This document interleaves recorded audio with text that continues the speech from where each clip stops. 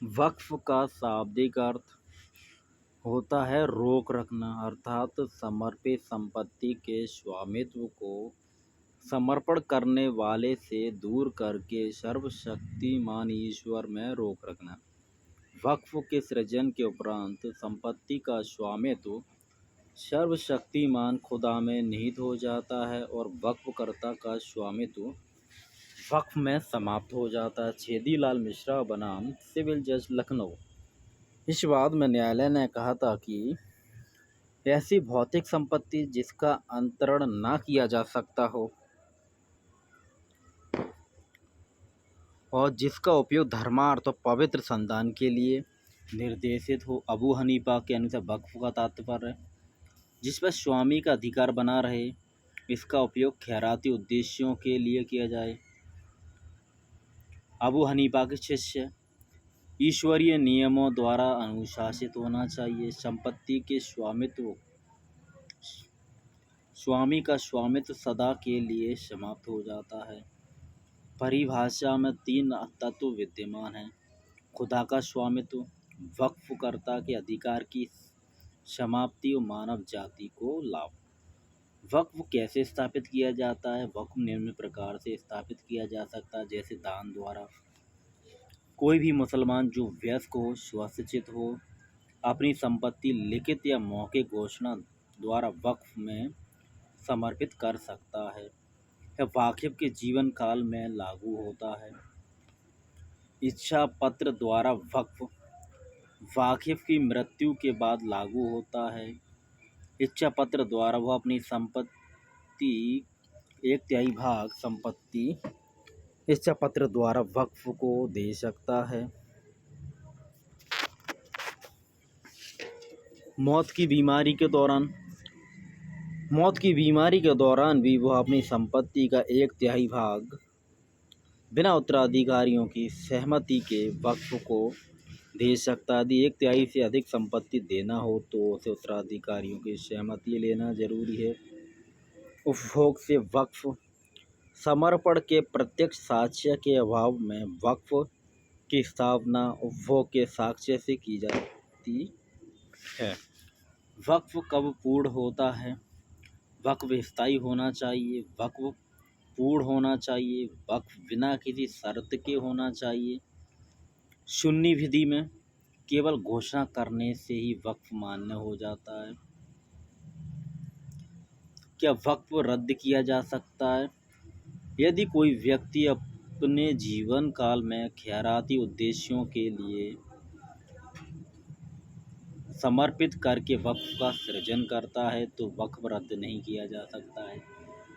वसीयत इच्छा प्राकृत द्वारा संपत्ति का यदि कुछ अंश किसी उद्देश्य के लिए होना चाहिए, वसीयतकर्ता के जीवन काल में स्वेच्छा से रद्द किया जा सकता है।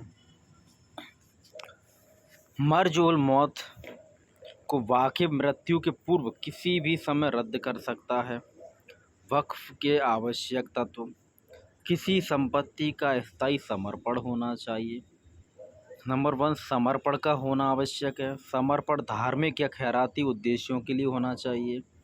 समर्पण की घोषणा की जाती है।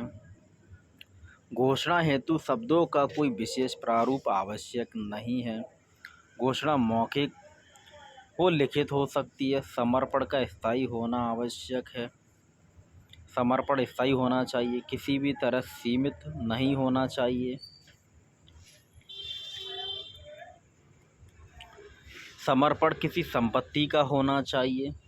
चल एवं अचल संपत्ति दोनों का वक्फ किया जा सकता है। उपयोग के साथ समाप्त होने वाली वस्तुओं का वक्फ यानी वस्तु उचित एवं अस्थायी प्रकृति का होना चाहिए।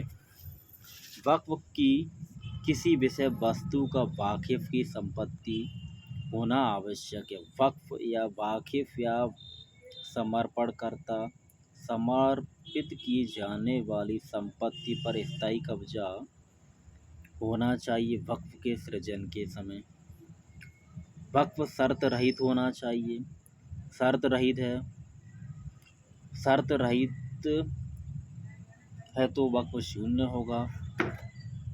इस्लाम धर्म में निष्ठा रखने वाले व्यक्ति के द्वारा और वयस्क हो, स्वशिक्षित हो, गैर मुस्लिम भी वक्फ का सृजन कर सकता है। मान्य उद्देश्य के लिए वक्फ, वैध उद्देश्यों के लिए वक्फ वैध होता है और अवैध उद्देश्यों के लिए समर्पित संपत्ति वाकिफ को वापस हो जाएगी। वक्फ धार्मिक या खैराती उद्देश्यों के लिए होना चाहिए।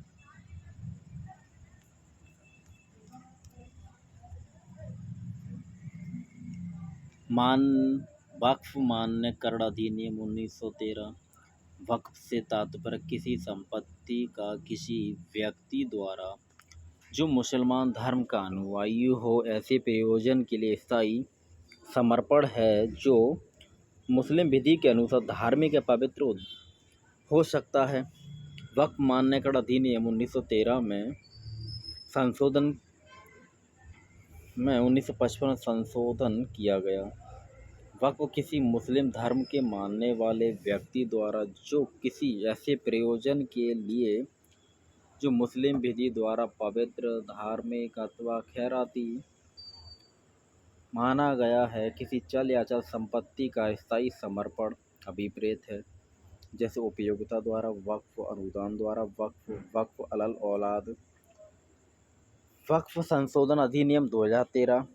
इन तीनों के अतिरिक्त एक और बिंदु इसमें जोड़ा गया, सामलत पेट और सामलत दे। राजस्व अभिलेख में कोई अन्य नाम।